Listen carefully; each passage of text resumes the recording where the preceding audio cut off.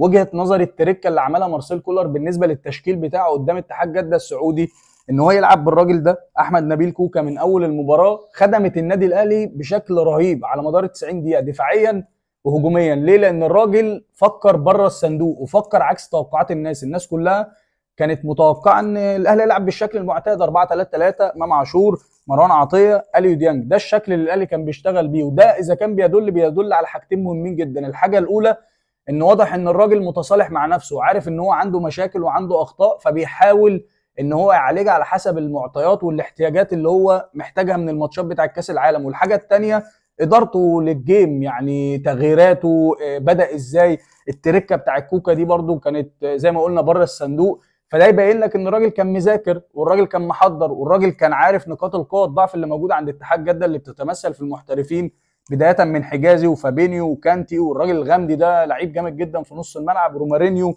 وكريم بنزيما. فلو الاهلي كان لعب بالشكل النمطي اللي كان بيشتغل بيه في دوري ابطال افريقيا او في الدوري، وكان الاهلي بيقدم مستوى مش افضل حاجه سواء بوجود هنا اليو ديانج او هنا امام عاشور او مروان عطيه، كان هيبقى عنده مشكله كبيره جدا في منطقه نص الملعب، في ظل ان في امكانيات يكاد يكون ان هي تفوق امكانيات لعيبه النادي الاهلي. ليه؟ لان انا عندي قناعه ممكن الناس تتفق او تختلف معايا، الراجل ده اليو ديانج بمجرد رحيل حمدي فتحي والاصابات الكتير اللي بقت بتيجي لعمرو السوليه وتمنعه من المشاركه، بدات الديفوهات بتاعته تبان بشكل كبير جدا، وده ما يقللش منه. بالعكس اليو ديانج لعيب جامد جدا في نص الملعب، بس ما يقدرش يشيل نص ملعب النادي الاهلي لوحده، في ظل ان الواجبات والمهام بتاعت امام عاشور اللي كان في الزمالك مختلفه تماما في النادي الاهلي. هم بيعتبروا الراجل ده ان هو نجم الفرقه دلوقتي، هو ده اللي هيصنع الفارق، هو ده اللي هيعمل الزياده الهجوميه في الحته دي، هو ده اللي انا اقدر اطلع عليه بالكوره، هو ده اللي يقدر يسدد من مسافات بعيده، هو ده اللي عنده الحلول الفرديه 1 على 1، هو ده اللي يقدر ان هو يوصل حسين الشحات، هو ده اللي يحط الكره لكهربا يقدر يكمل المجموعه اللي بتلعب قدام بقى في الثلث الاخير من الملعب. فبالتالي فكره كله هجومي ملوش دعوه باي حاجه تخص الجزء الدفاعي، وده بيجي على حساب الحته الدفاعيه في نص الملعب. فتبص تلاقي الراجل ده مظلوم. مروان عطيه بيلعب لوحده في ظل ان اليو ديانج دفاعيا مش بالقوه اللي احنا متخيلينها، وفي نفس الوقت هجوميا برده مش مؤثر قوي مع الاهلي. يعني اليو ديانج المهام الهجوميه بتاعته مش مؤثره وملهاش ملامح، يعني ما تحسش ان ليها اضافه، عكس مثلا لما بتلعب بقفشه، عكس لما ممكن تلعب برضا سليم، عكس لما ممكن تلعب بامام عاشور، بيبقى الوضع مختلف شويه. انما في ظل كان وجود حمدي فتحي وعمرو السوليه، الثلاثه كانوا بيكملوا بعض بشكل كبير جدا. ففكره ان الراجل يحط هنا كوكا، هو خدم النادي الاهلي بشكل الناس ممكن ما تكونش واخده بالها منه شويه. بمعنى اول حاجه انا اديت حريه لاهم كارت عندي هجومي كان بيميزني الفتره الاخيره وهو علي معلول، ان يبدا ان هو يشتغل الشغل الطبيعي بتاعه اللي احنا ما كناش بنشوفه اخر مثلا 5 6 7 ماتشات للنادي الاهلي. ليه؟ لان الراجل ده في ظل وجود امام عاشور والفكر بتاع امام عاشور الهجومي فقط لا غير، هو ده مش قادر ياخد الحريه بتاعته الهجوميه. ليه؟ لان بمجرد ما بيطلع كل المساحه دي فاضيه بيتضرب، فبيضطر الراجل ده يميل عليه، فالمساحه هنا بتبقى كبيره جدا ما بين الاثنين سنتر باك، سواء بقى عبد المنعم او ياسر او عبد المنعم او رامي او رامي وياسر، ايا كان مين اللي موجود من الناس المدافعين.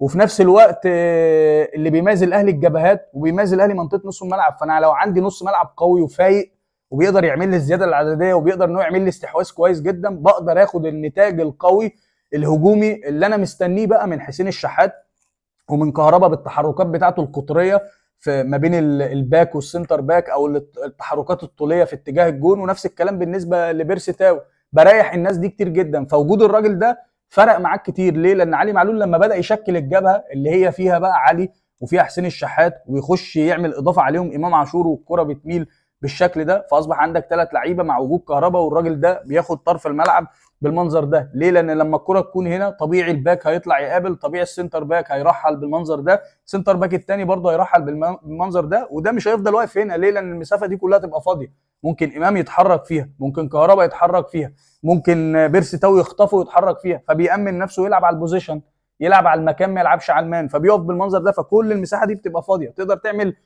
كرات عكسيه لبيرسي تاو، تقدر ان انت تشتغل وتعمل جبهه برده وتعمل روتيشن للكره وتطلع محمد هاني، وزي ما عمل الشوط الاولاني شفنا بيرسي تاو راح واشتغل مع محمد هاني هنا قدام علي المعيوف اكتر من هجمه. يعني لو تم التعامل معاها بشكل احسن من كده كان ممكن النتيجه تبقى افضل كمان. الشوط الاولاني الاهلي يطلع كسبان 2-3 الشوط الاول، رغم ان اتحاد جده ضيع ضربه جزاء، لكن في النهايه الراجل تعامل صح.